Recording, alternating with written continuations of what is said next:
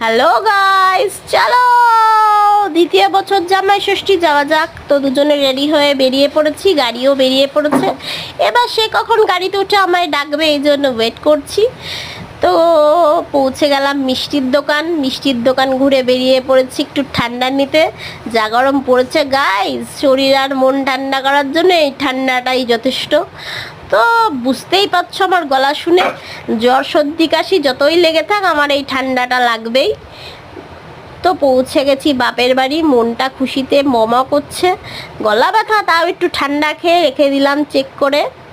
পৌঁছে গেলাম মেন কাজে গাইস, প্রত্যেকটা ডিশ টুকটুক করে চেক করে রাখাটা এটা আমার মেন কাজ। মনটা খুশি হয়ে যায়, এটা আমার বাড়িতে এসে আগে এই কাজটা করলে আমি খুশি, হ্যাপি আমি।